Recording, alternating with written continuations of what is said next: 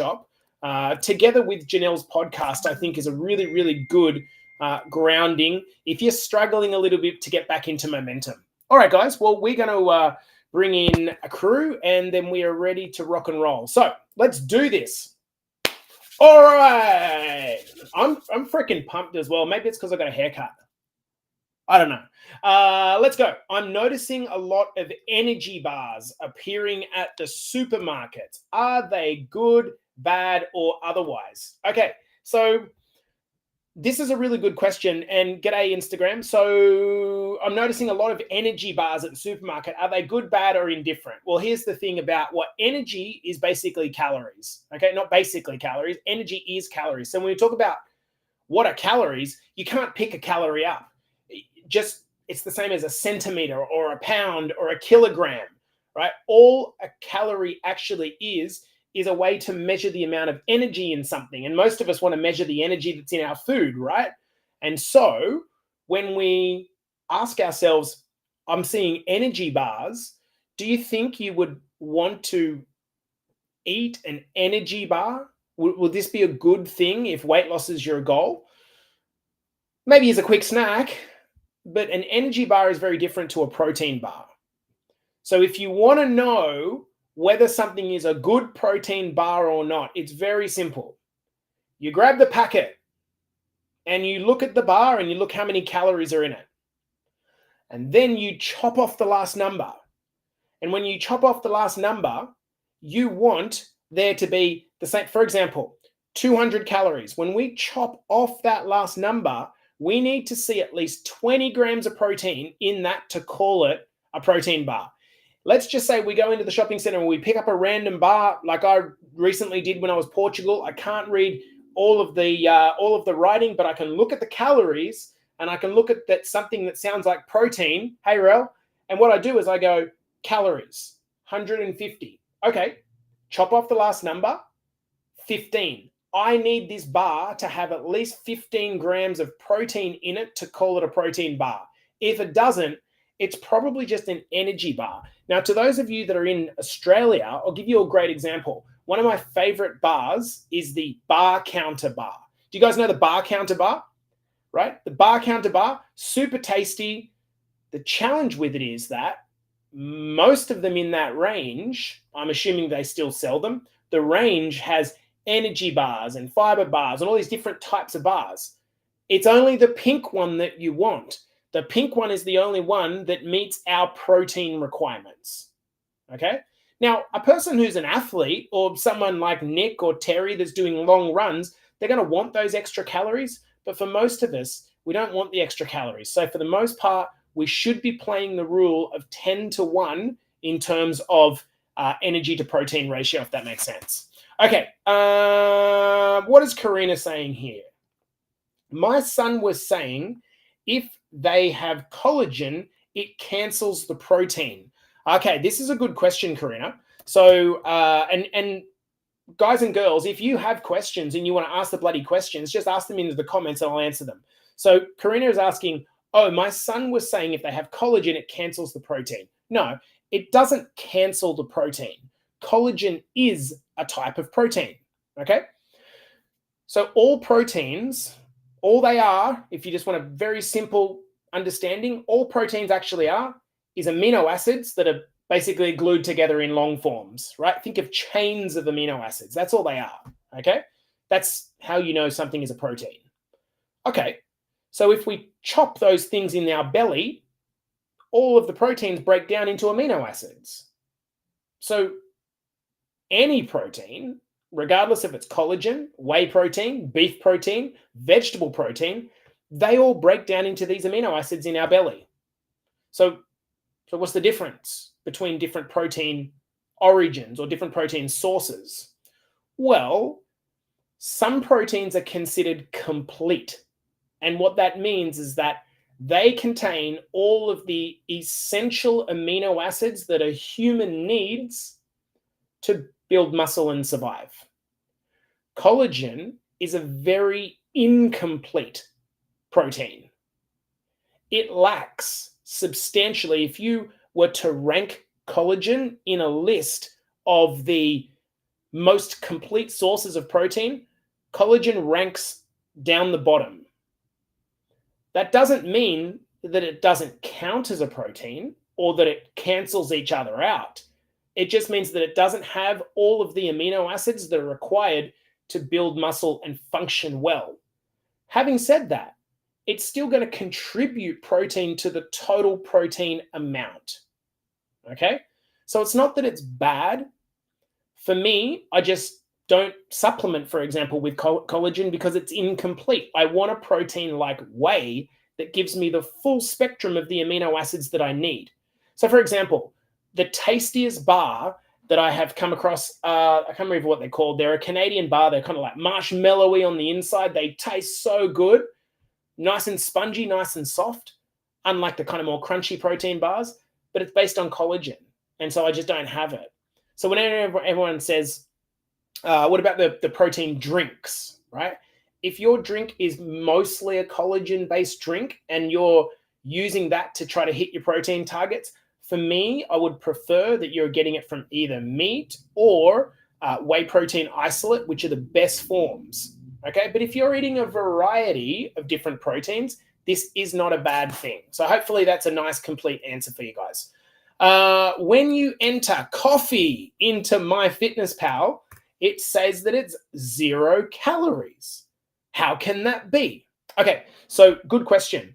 And if you've ever wondered this, does coffee contain 0 calories? The coffee bean itself, when it's essentially extracted and dried up, freeze-dried, or however you have it, it contains minimal amounts of calories, okay? Minimal amounts of calories. When you have a black coffee, we're talking about somewhere between probably 3 to 5 calories a glass or a cup. 3 to 5 calories. So why, when you enter it on MyFitnessPal, do you sometimes get 0? Oftentimes this is because, at least in America and Canada, if the serving gives less than 5 calories, they can say on the label 0. The problem is that you're going to have probably a bigger serving than the serving size that equates to less than 5 calories, if that makes sense. So for example, you will notice that your spray oil, right? Your spray oil, let's just say it's one of those big cans, like the 500 ml cans. Do you really think that a can of oil has 0 calories? It's pure fat. But they can get away with saying 0 calories by saying that a typical serving size, in other words, a spray, is just a little half spray. And then they can put 0 calories. If you're doing what I do, is a kind of like you're given a little bit of a decent spray, you have to account for those calories. Now with coffee, do I count the coffee in my instant coffee? Nah, I don't enter it.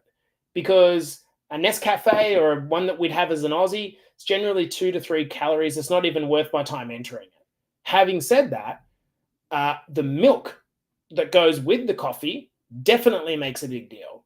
So as an example, when I started tracking again, start of last week, what I realized is that I thought I was probably having about 25 mils of milk in my coffee. I was actually having about 50 mils of milk in my coffee. So then I asked MyFitnessPal how many calories is in 50 mils of my milk, which is generally 1% milk, just a little percent above skim milk. And it's coming up to be about 25 calories to 30 calories per coffee. Now, I don't have sugar or any sweeteners or anything like that in my coffee. So if I have 5 or 6 over the course of a day, which I do, that's like 130 to 150 calories that's unaccounted for. So you think about how this could be maybe inhibiting your progress. If you're having, like me, say 5 coffees a day, instant coffees, right? Coffee's good for you, but you're adding full cream milk, which is going to be closer to like, 50 calories per 50 mils. And then you're having sugar, a teaspoon of sugar on top of that. Like those calories are really adding up. Does that make sense? So it depends on how accurate you want your tracking to be. All right, team. If you have any questions, once again, you can ask them in the comments, and I will answer them. So we've got Madalena saying, I drink collagen, but only for hairs, nails, and body. Not necessarily as a protein, but I do log it. Yet, no, you do need to log it still. You do definitely need to log it, okay? Because collagen is a protein, and protein contains calories. Every gram of protein that you eat, now I'm not talking about the things that are in a dip, for example, the powder, right?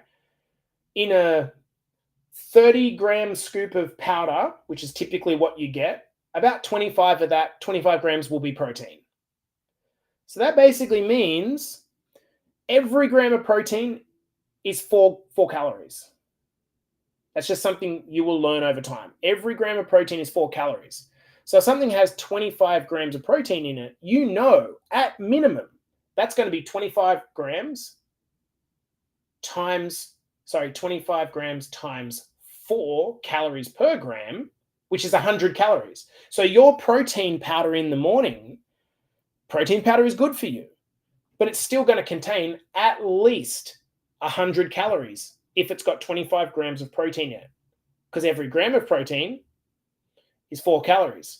4 times 25 is 100 calories. So where do the extra calories in protein powder come from? They come from any extra carbohydrates or fat that is added to the powder, which is the reason why your 30-gram scoop of protein isn't 30 grams of protein. It's 5 grams of filler, other stuff. Does that make sense, guys? Let me know if anyone wants to ask any more questions. So for you, Madalena, does that screw with my daily protein log? Should I not log and aim for protein without the collagen? No, not necessarily. What I'm saying is that you should preface complete proteins, in my opinion. Having said that, if you do have some protein powder or any other form of collagen supplement, you do definitely need to log it because it's still containing calories. That's neither bad nor good. It's just factual. Hello, Pascal. How are you, legend? Lovely to have your company here. Hopefully that answers the question. Mad, ask another question if it doesn't. Adele says, is there a major difference between using coconut oil from a jar and the spray oils? Myself and my partner always have a debate over this. I prefer the taste of the oil, and yes, I do log it. Great question, Adele. And the short answer is, why would you use a spray? You would use a spray because the spray is going to be less calories than you spooning in oil or pouring in oil. A very big difference. A lot of people just free pour oil.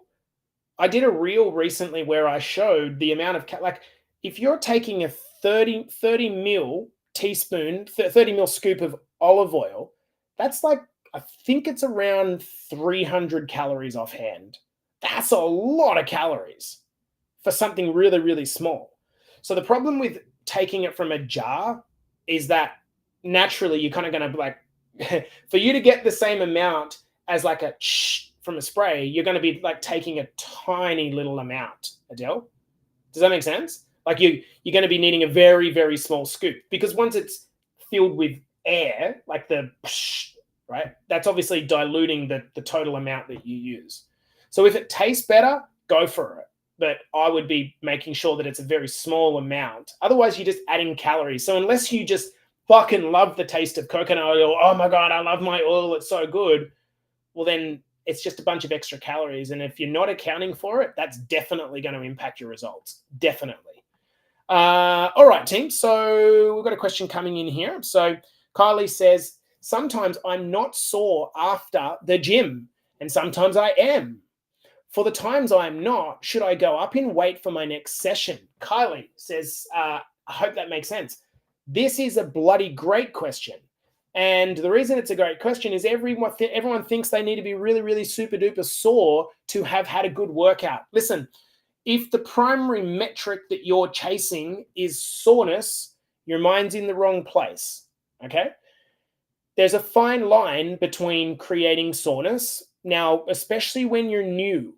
When you're new to the gym, you're going to get frequently sore. Me personally, I will always get way more sore in my legs than I will the top of my body, personally. Other people are the other way around. Let us know in the comments what it is for you. Do you get more sore in the legs and the butt and the hamstrings and the quads, and when you sit on the toilet it's like ah, or is it the chest, the back gets sore? For me, it's mostly the bottom. But soreness is not an indication of progress. Soreness is an indication that maybe you went too hard. Maybe you overreached. Sore in the legs, yeah, maybe you overreached. But more likely, soreness is to do with the collection of waste products of training. So when you do hard stuff, you produce waste products as an outcome, and they're kind of sitting around and building up in the muscles, right? That's not a bad thing. That's just a thing that happens. Make sense? So is it a bad thing? No. Should you chase the soreness? No. What I will say is this: when you become more of an intermediate trainer, right? When you're feeling a bit more confident in the gym, you're going to be able to take yourself closer to what is called failure. Failure is when you're pushing harder to the point of where you can't do any more. So naturally, Kai, when you get yourself to the point where you're pushing a little bit harder, you're probably going to be a little bit sore, and then you adapt to it. But as a beginner trainer, what I would want to say is that for most people, the thing that stops them from continuing to do workouts is they just get so freaking sore and injured, and then they end up not going because they're kind of like, I'm too sore. So you do want to curtail it a little bit. You don't want to, like, this whole idea of no pain, no gain is not what we're looking for. That's something that we can leave to our old school parents. Okay. Any questions, guys? You can bang them in the comments and I will do my best to answer them. What is the perfect depth in a squat to make sure I'm hitting the right muscles? Okay, good question. So here's the thing. I personally used to have too much of an ego. So what I would do is I would load up the weights like most young lads do, and I would get really, really strong, but I wasn't taking my muscles over the full stretch that they can possibly go to by going to a perfect depth or a bigger depth. So what's the problem with that? Well, you get really strong in a shortened range of motion, which is cool for looks in the gym. But generally what happens is, number one, your form gets a bit crappy when you start to lift heavier than you can handle through a full range of motion. And number two, doesn't really transfer well to functionality in life. So I want you to imagine you only ever squatted to about halfway down, and then you're a parent or a grandparent that needs to get into a full squat, like ass to grass squat, to pick a toddler up off the floor, and all of a sudden you're in a range that you don't ever get into. What's going to happen? You're going to hurt yourself. So for me, I pride myself personally on getting to the maximum range of motion that I possibly can. And what's happened as a consequence, I've got strong over that full range of motion. Now, what's really important is that at the start, your mobility is probably going to be pretty shit. So you're not going to be able to get to the full range of motion. So this is going to come down to one of the things that we're working on the back end is kind of like educating a bit more on how to go deeper on mobility and get a little bit better in that, because spending some time at the recent women's retreat, what we just realized is how immobile most people are, particularly around the ankles and the hips. And these mobility issues are the same issues that are causing back freezing up and shoulder pain. And if you can be mobile as well as strong, then you become functional. And training full range of motion is a really, really good way to get better at that. Good morning, Amy. How are you? And Meredith is asking, are resistance bands okay to use as weight training? Okay, Meredith, I would love for you to go back and familiarize yourself with our new exercise protocol. So if you go into the guide section of the group, underneath guide 2, you will see exercise protocol. And in the exercise protocol, what we do is we run through, what should you do if you're somewhat new to strength training? So the first thing you want to do is focus on just putting your body into motion, waking the muscles up. And the best way to do that is with body weight training, right? If you haven't done it for a while, body weight training is great. The next thing we would do is add resistance bands, because resistance bands add not a whole bunch of extra tension. They don't cause a lot of soreness. I won't go into the details of why, but they don't cause as much soreness as a weight session. And they're very portable and really accessible. So they are a very, very good way. There's two cases where I think resistance bands are really smart. Number one, when you are new to intermediate, that's the best place. Number two, when you are traveling and you don't have necessarily access to a gym, you can do a very good workout with resistance bands. And the great thing about resistance bands, because they don't create as much soreness, you can do them every day.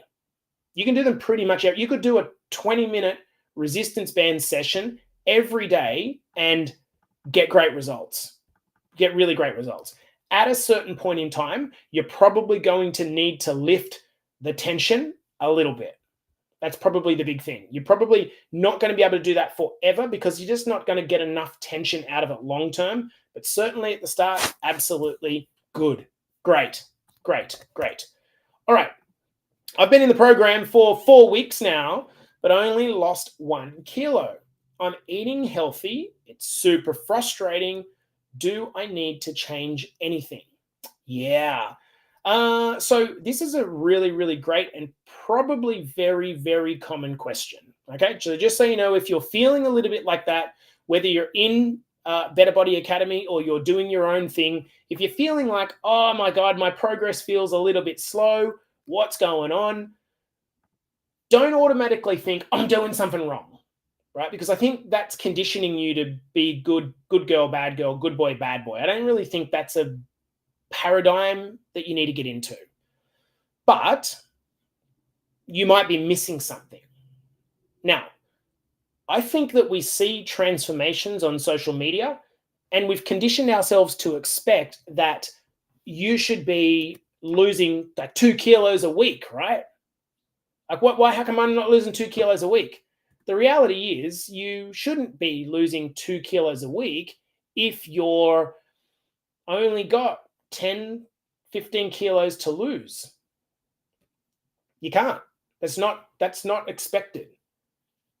Having said that, if you've got a lot to lose, is 1/4 of a kilo per week, is that fair? I think that's okay. But what I would do is I would go back and look at, okay, where am I tracking firstly? Have I got an understanding of the calories that are coming in? And the short answer is, if you do not have the faintest idea how many calories you're eating, that is the first step to get across. Now, even if you do not want to track calories as a permanent thing, you need to know how many calories you're eating. Once you know how many calories you're eating, then we can actually look at, okay, is it too many? Is it too little? What do we need to change? Is there not enough protein? Is there too little protein? But if you've got no idea how many calories you're eating, well, you're effectively just guessing. And you're making the mistake that a lot of people make, which is that I'm eating clean. What's going on? I'm eating clean, but I'm not losing weight. Your body doesn't give a shit if you're eating clean. Clean's got nothing to do with it. It all comes down to the total amount of calories that are coming into your body. If you've got an excess of calories, it gets stored as fat. If you've got a deficit of calories, it gets taken off as fat or muscle, but that's a deeper conversation. Okay, so I'm going to go to this question, which is coming from one of our beautiful clients, Helen. Great question, and I'm really, really glad you asked this question. Can you reverse pre-diabetes? Really good question. So what is pre-diabetes? Pre-diabetes is generally you've got high blood sugar levels, higher than normal, but not enough for it to be called diabetes yet. Okay? So think of it like a warning light. If the doctor tells you you've got pre-diabetes, that's a warning light to tell you, you better change your habits quickly or something's coming. So prediabetes is often kind of talked about as the same thing as insulin resistance. Generally, the reason that you've got high blood glucose levels is you've got the early signs of insulin resistance. So we talked about that on last week's workshop, Helen. Insulin resistance is when insulin, which acts like the doorman that lets the glucose into your muscles, stops working. The insulin's knocking on the door of your muscles and the glucose can't get in. So what happens? Blood sugar levels increase. That's why it happens. So prediabetes and insulin resistance are kind of a very similar complex. Okay, so how do you reverse it? So I don't know if you're asking on behalf of someone else or you or what it is. How do you actually reverse it? Can you reverse it? Yes, you can if you get onto it quickly. So weight loss is the biggest thing that makes the difference. Weight loss, 100%. Why is the insulin not as effective as it could be? Mostly because there's body fat in the way. That's the main reason. Body fat is stopping insulin from doing its job. So if you lose body fat, insulin resistance tends to improve, blood sugar levels tend to get better. Now, how do you do that? Well, you can exercise, of course, as part of a plan and eat smarter. But even within that, if you are doing things like walking and strength training as your core exercise forms, both of those things help with managing your blood glucose levels beyond just calories. They actually increase what's called insulin sensitivity. One of the best things that you can do, one of the very best things you can do, is go for a walk for 10 minutes after you've just eaten. Now, do I do this all of the time? No, definitely not. But I can tell you, if I had blood glucose problems, if I had prediabetes, the number one thing that I would do is get on top of I would stop eating processed carbohydrates entirely. I would only eat carbohydrates from vegetables, pretty much. That's what I would do. Second thing I would do is walk lots, especially after meals. So long story short, you can reverse insulin resistance. It's not just wishful thinking, but you've got to get onto it very bloody quickly. Meredith says, thanks. I travel all the time and I'll have a look. Yeah, so that's a really good reason to do resistance bands, Meredith. If you're traveling, they're light, they're packable. You usually get them in a bag. In fact, can you please send a message through to the coaching app, coaching messenger inbox, Meredith, and just say, hey guys, can you send me the video on resistance bands? And we'll send you back a video including what type of resistance bands you can do. I filmed it a couple of weeks ago, okay? Okay, Ange says, I do resistance bands at home on days I can't get to the gym. I alternate my program. Very good idea. And in this circumstance, Ange, the resistance bands actually serve as the perfect complement to your gym days. Really good idea. They actually are also really good at helping your mobility.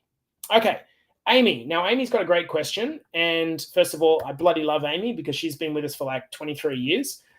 Legend. All right. I'm interested in your comments from the field, guys. What do you think? How can you help her out? Any advice on getting my 13-year-old introduced to resistance training? Can she follow a workout with me with lighter weights? Anything to be careful of? Anything to be careful of? First and foremost, that she's going to get awesome really, really quickly, just like her mum. I mean, I remember hearing as a kid, oh, you can't go to a gym because you'll outgrow your bones and just like shit like this. Okay, to be honest, there may be some links there with lifting very, very heavy weights at a young age and stunting bone growth or some stuff like that. I don't know the science around that clearly enough. But I would have, the moment that my son says to me, can I go to the gym, Dad? I've bought him a year's membership. Same as my daughter. I bought them a year's membership. I'm talking not 13 years old, Ames. I'm talking like 7, right? The thing that got me into fitness in the first place, and people say things like, oh, Jace, you wouldn't know what it's like because you've never been fat, which is a fair comment. I don't actually. To be brutally honest, I think it's a very fair comment. We talked about this on the podcast last week with Janelle. Amy, if you haven't watched it, you better bloody watch that podcast.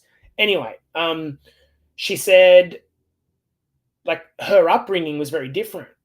Mine was that my dad took me in and got me in a gym at 10 years old. And it's the best thing that he's ever done because I got to see what form looks like. And yes, there are all the steroid heads and all the different, ideas that people have about the gym being good or bad. But most of all, I got introduced to fitness really, really early. And the way that it was done was in this little kind of kids circuit room where there were all like, I don't know if you guys have seen them before, like hydraulic weight turners. So rather than pin loaded weights, there's like these little turners that went like this. I've never seen them in a gym before, but they were amazing.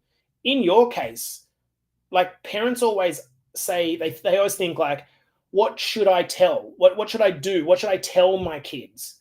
Nah, stop thinking, Ames. What can I do? Tell less, do. Take her with you, right? Show her through a workout, show her some basic movements, and let her get curious. Don't say to her, hey, you need to start going to the gym, or getting overly kind of parenty. Say, hey, you know what? I've just decided as your mum, I just want to get very, very strong. That's what I want to. I want to be the strongest mum at school. Right? Make some claims, Ames. I want to be the strongest mum at school. And then say, hey, Jess, I don't know your daughter's name. Do you want to come and help me get strong? Do you want to train with me so you can keep me motivated? Give her a role. Give her some involvement in the process. And guess what's going to happen? If she's interested and open to it, she's going to come with you and she's going to assume her role as your training partner and put responsibility onto her. How like I know about this is that my daughter goes to a Montessori type school, and one of the hallmarks of Montessori teaching is they give the kids jobs to do at 4 years old. And so they've got to go and do these roles and do these jobs. And what it does is gives the kids entitlement and ownership. I think this is a magical conversation. So I can actually see this playing out, Ames. I would love for you to try that. Just, hey, you know what? Mum wants to get herself super, super fit so I live to 100. I want to be strong. Can you come and help me? Give her responsibility. Can you come and help me? Can you come and do it with me so mum stays motivated, and we'll do this together, and then we'll come home and we'll cook together and don't get me started on this shit. I love this.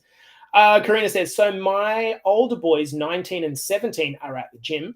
The 12-year-old wants to do weights at home. Is this okay? I'd worry he'd hurt himself. He's too young. No way freaking way. I think it's a great idea. Should he be lifting 40-kilo weights? Maybe not. Give him some time. We also need to think about the mental development of like how we want our kids to think about their fitness journey, right? Not that they have to do it, but I want to work out with mum. I want to see what mum does. You could do some workouts with your son at home, the young fella first. Absolutely. Going back to the point about resistance bands, show him how to do a workout with resistance bands. Like, unreal. Like, unreal. Like, again, I'm just gonna tell you guys, the moment that my kid says to me, can I do a weight session? He and she will be getting weights. Like, I mean, you think about all the different things that can go wrong in a kid's life and how difficult things must be as a parent for, my gosh. Dad, mum, I want to do weights. Fucking let's go. Absolutely. Dino says, I started at the same gym on the same circuit. That ring on Johnny Moore's finger. Yeah, Woolwee Leagues Club, Dino, I'm talking about. So that's the one, bro. All right, guys. Any of you got any other questions? Let's keep going with the ones that I've got, and then we're going to wrap this bitch up. All right, so what do we got? Okay, bouncing the bar off my chest, okay, in a barbell press. No, it's not. You're probably doing that because it's too heavy for you, and so what you're trying to do is take advantage of momentum to bounce it back out. No, you shouldn't do that. It defeats the purpose of doing it. You want to stay, whenever you're doing weights, you want to stay in control of the movement the entire time. And a lot of people, they only focus on the pushing part of the movement, not realizing that actually the lowering part of the movement, if you do it nice and slow and controlled, it's actually probably the most beneficial part of the movement. I'll just give you another example, right? When you're doing a lat pull down as an example, everyone focuses on this part, but no one focuses on this part. So they kind of just drop it out. You don't want to do that. You want to slow this down, really just engage your muscles to control that process. Okay, bicep curl. Everyone focuses on this part, but no one focuses on the lowering part, doing it nice and slow. So staying in control is imperative. If you are bouncing, you are using momentum as opposed to actually contracting.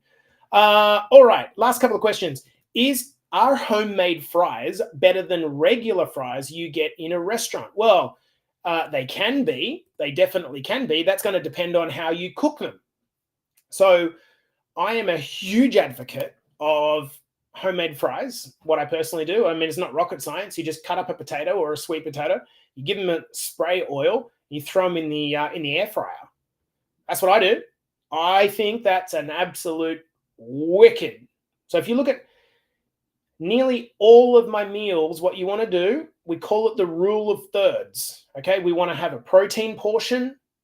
We want to have a vegetable portion. We want to have a carbohydrate portion. And that carbohydrate is going to be potato, sweet potato, corn, rice, pasta, or maybe a bread roll. They're the things, right? If you get potatoes are so freaking healthy if they're cooked in the right way. Do you guys know that I would need to double check, fact check. You guys can fact check this for me. But I believe potatoes rate amongst the highest of all carbohydrate foods on the satiation index. In other words, the most filling carbohydrates, potatoes. So where they got a bad rap, I'm not really sure. I'm really not sure. But I think it's got something to do with obviously the frying and all that sort of stuff. But if you're eating potatoes in the grill, in the air fryer with minimal oil, great. Absolutely brilliant. Now, Rel's saying, I'm starting to eat my snacks at around 9:30 as I've been getting really hungry early. Should I be starting to include brekkie, or is having my yogurt and fruit early, or is it okay to have my yogurt and fruit early? So, Rels, it does not matter when you eat. It just doesn't matter. I was on a kickoff call this morning with some new clients, and I explained to them, if you put petrol in your tank, let's say that your petrol tank's on empty, right? And you got two options. You put in $40 of petrol in the morning and you drive around, and then in the afternoon you go and put another $40 of petrol in. You've put in $80 of petrol, right? That's like calories. Or you could just put $80 in the morning. It's still going to get you the same distance. Meal timing is so unimportant, it's not funny. So this whole kind of idea like carbs after dark and all this kind of crap, it just doesn't matter. It doesn't matter. So long story short is when you eat doesn't matter. When you're hungry, well, that's for two reasons. Well, three reasons. One, are you hungry, or are you actually just emotional, bored, stress eating, etc.? So that's the first question to ask. Are you actually hungry? And it gets really hard to determine that, right? The second thing is, if you are eating in a calorie deficit, you will be hungry at times. This is something that I've come to understand. It's like we see hunger and we go, oh, that's a problem I've got to fix. I did a reel the other day where I said, just because you're hungry, that doesn't mean you have to eat. Hunger is very psychological. And if you can flip that script, now, please understand that there is a difference between hunger, just that kind of gnawing food noise that's always there, and starvation, like starving yourself. Like, why are you starving yourself? You shouldn't be. But for you, Narelle, if your protein and fiber is high enough, you shouldn't be excruciatingly hungry. Maybe you're under eating calories, number one.